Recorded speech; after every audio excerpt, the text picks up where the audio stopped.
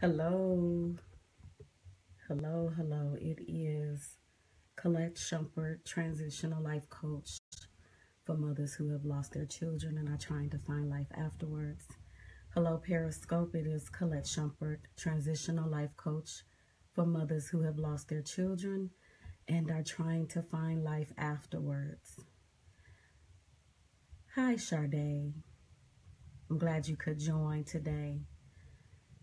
I am going live today with 4 things that we need to know about grief.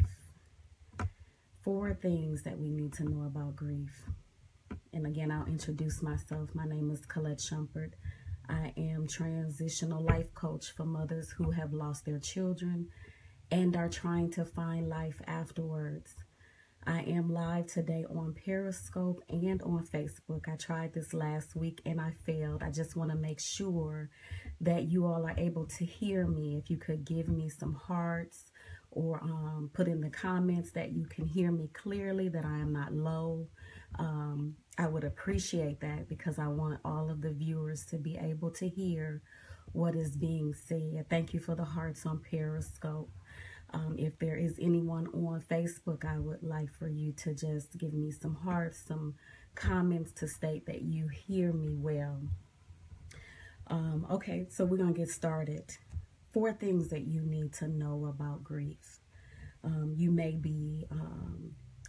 already know some of these things, but I want to give them to you in a little more detail. For those who have lost children, you know all too well what I'm talking about. For those who have experienced loss of a loved one, someone that you hold dearly, a friend, a family member, you may know all too well.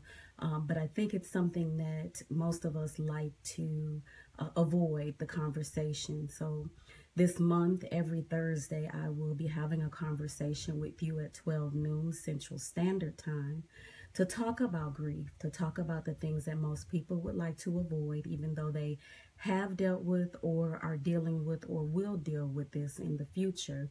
I think we need to have the conversation so that maybe we could be just a bit more sensitive to those who are going through. Maybe we could understand a little better when we have to go through. And if you're going through, maybe this will aid and assist you through the process in what the grief process is. So, number 1, grief is not convenient. It is an inconvenient situation. And again, I'll say for those who have already walked through this process, you understand that. You understand that it is not convenient in any way. We go through the stages in our minds of why now. I wish it didn't have to be. They were too young. I wasn't there when it happened. Thank you for joining on Facebook. I wasn't there when it happened. The list can go on about, hey Clarice, how you doing? Thank you for joining. Can you just let me know that you can hear me on Facebook? That would be great. The list can go on and on about how inconvenient it is to go through or have to be in the grief process. I am sure it is not convenient for anyone, no matter who the loss is. It is not convenient for anyone. Thank you, Clarice. Hey, Shalonda. Thank you for joining. Number 2, the grief process is not quick. It takes time. And I've said this before in a couple of other videos. It takes time to go through the grieving process because it's unique to every individual. No one is alike. Oftentimes the clock, as we want to call it, the clock is ticking only because of a few reasons. You are comparing yourself to what you saw others do. In grief, you can't compare yourself to what others do because you're not them. You came here alone, and this is one of the things that you will have to do alone. Alone only to the degree that it is unique to you, not alone in the fact that you can't find help to get you through it. Okay? One of the other reasons that you may feel the clock is ticking is because you're listening to other people what it should be for you, how long it should be. You should be over that and through that now. That's a whole nother spiel. Next week, we're going to talk about the misconceptions of what people think it is or should be when it comes to losing a child or a loved one. So those are two things thus far. One was that you will be comparing yourself to others, what you saw them do, how you saw them come through, how you seen them come through. The second one is that you're actually listening to the people who have either gone through, and there's some people who haven't gone through at all. They got a lot to say about something they have not experienced. But the third thing that will have you feel like the clock is ticking is that you are avoiding the process. When you avoid the process of grieving, you do a whole lot of stuff that won't assist you in healing in the process. But for sure, you make the time go by even longer. So although it's not quick, you prolong the process when you avoid it. Like I said, as I stated before in the videos, allow yourself some time to go through the process. It's not easy, but it's necessary. And know that you don't have to go through alone. Oftentimes you feel alone if it's a child and you're a mother. You feel like there's no one else who feels like you do because you carried that baby. If it's a friend, sometimes you feel alone because you feel like you can't express exactly what it is that you're going through and nobody else understands. But I want to tell you that there are some people who at least understands enough to help you walk through the process, to hold your hand through, to listen to the tears, the midnight calls, the cries, the times where you feel like you can't eat and they can aid and assist you. And so allow yourself to get in the presence of people who can help you, because you don't have to be at it alone. Also, and this is very, very important, know when you need some extra help. Yes, there was a time that I felt very secluded. I felt like I had to be by myself, but I knew there was also a time where I had to find some help. So know when you need some help. That help can be a professional. That help can be a support group. That help can be many things, but know when you need that, okay? I want to say that, and I'll always say it in every video that I have in regards to grief and any other processes. Know when you need some help. Don't do it alone. Number 3, what grief is it doesn't allow you to go back to how you knew life. Grief doesn't allow you to go back to what you know. And grief is a part of loss. So when you lose someone, you can't go back to life the way that it was. And you hear people say, I just want to get back to normal. Not normal as you knew it. Because what happens is, before your loss, there was a then. And because of your loss, there is a now. There is a division in the road. Now and then and now. Your life has changed forever. And that's often hard to understand and comprehend, that your life has changed forever. It is not a place where you desire to be, but you can't go back and change it. There is no substitution, no replacement. You have to figure out how to move forward. Your life has changed. You've actually changed, and the people involved have changed. And we don't like to give space to those people who are in our lives, because we feel like this is happening to me instead of this is happening to us. Okay? And so number 3 is, we can't go back to the way that it was. But with the loss, I want you to know that you are evolving. You're evolving into what is now. It may not be exactly the way that you desired it, and I get that. But you must evolve into what you are now. This is where you get to make a choice.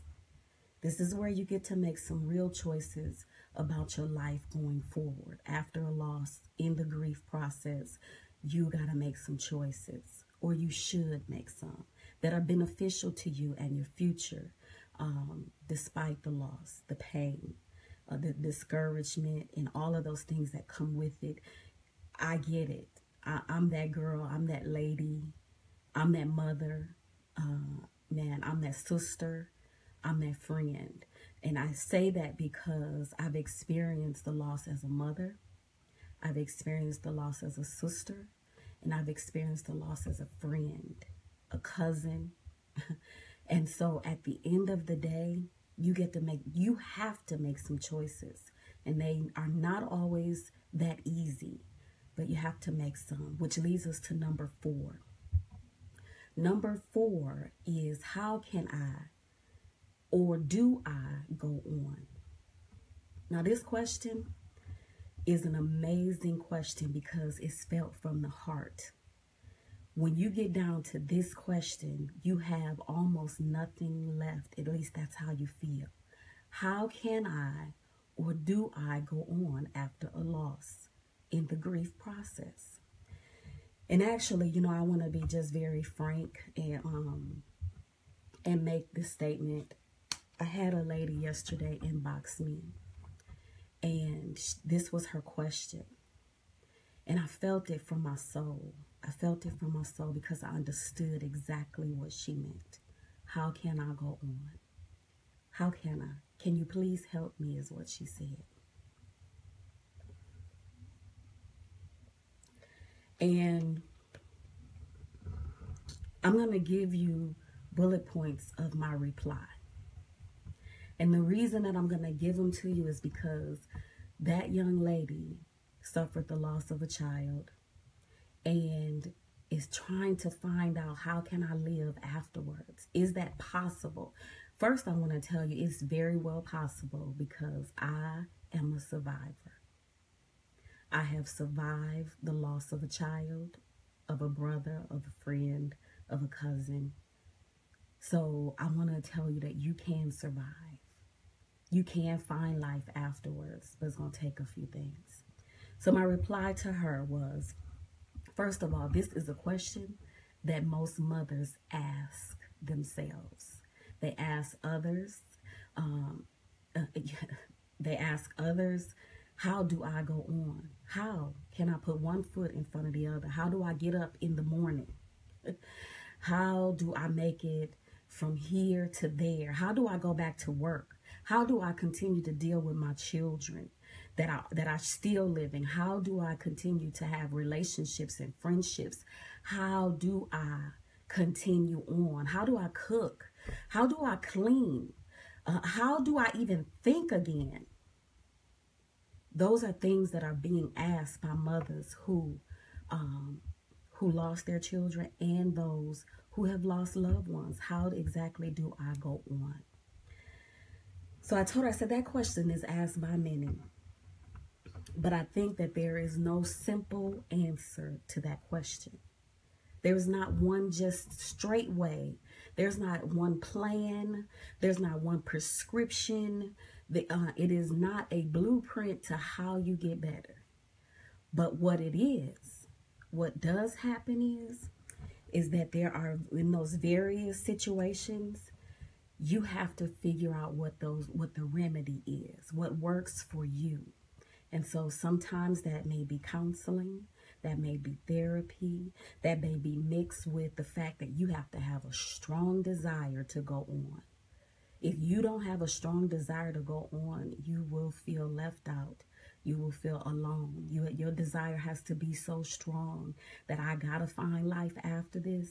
That's why you have a new now, unfortunately, but you do have a new now.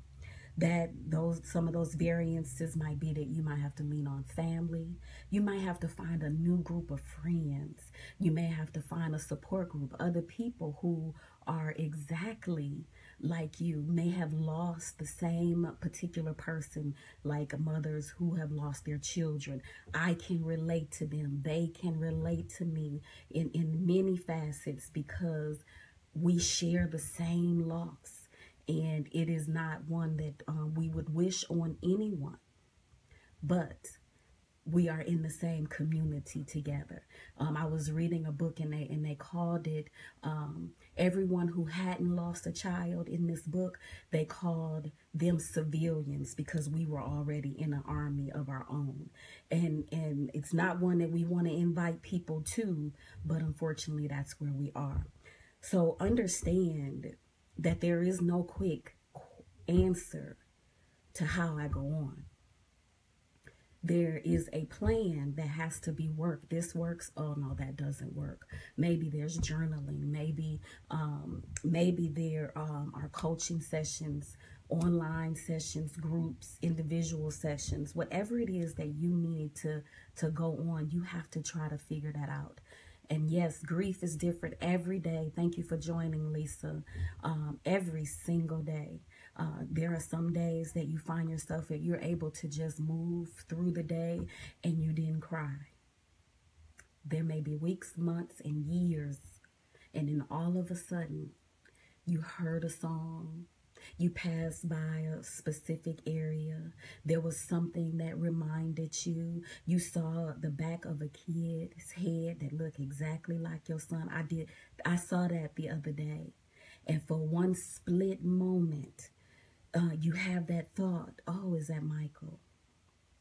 And you know that's not. But it does send you sometimes into a space where you might shed a tear. You might have to take a time out.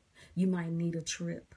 You might need something to do that will help you be better. And some days, for some days, nothing will do it.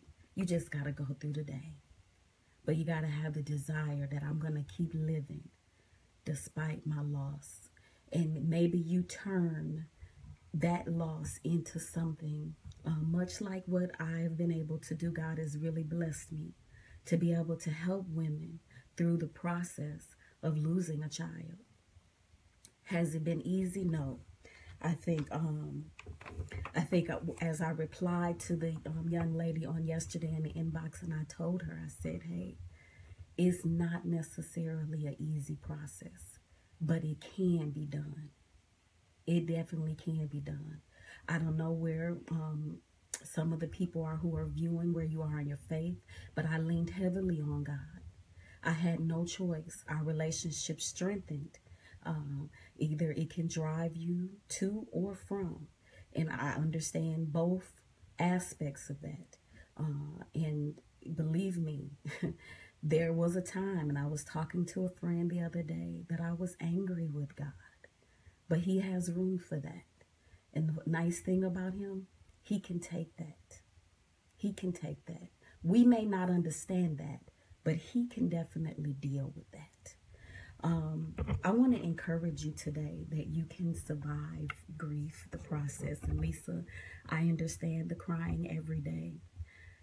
For a while, when my brother died, especially the first time I ever lost anyone close, I went to the funeral site, to the burial site every day for a year, for 1 year, 365, I did that. I sure did. And I remember making up my mind that you're not going to do this 365 days.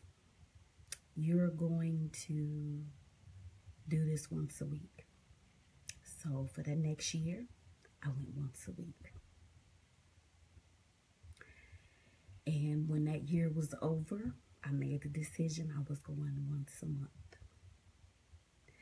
And in the recovery, if I can use the word recovery, because I'm not 100% sure that you fully recover from losing a child, because it's a part of you, but you do find a new way of life afterwards. But in that process, you are able, if in fact you desire, you have to desire. Your desire gotta be bigger than how you feel. Let me say that. Your desire gotta be bigger than how you feel. And that's a statement.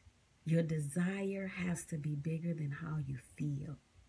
The things that I do now are not based off of how I feel. helping mothers through the grieving process, to hear them cry, to hear them weep, to read Lisa's comment, I cry every day. That's not easy to read. But I can't deal with you on how I feel. I have to deal with you on my desire. And my desire is to see you better. My desire is to see you in a space where you can live and breathe without trying to figure out how to catch your breath. And in some cases, there are some people who have decided they didn't even want to live anymore. My desire is to get you from that space. And so it's not based off of how I feel. I want you to know that you can survive this. You may not be who I am. You may not turn out to do what I do. But there are many of us who have made life after the loss. And so I want to give you some hope today for every individual who will watch this replay, who is watching live now that I can't see. I want to give you hope today that you can survive the loss of a child. You can survive the loss of a loved one, regardless to the relationship. There is life afterwards. You can breathe. If I can just take a second and go,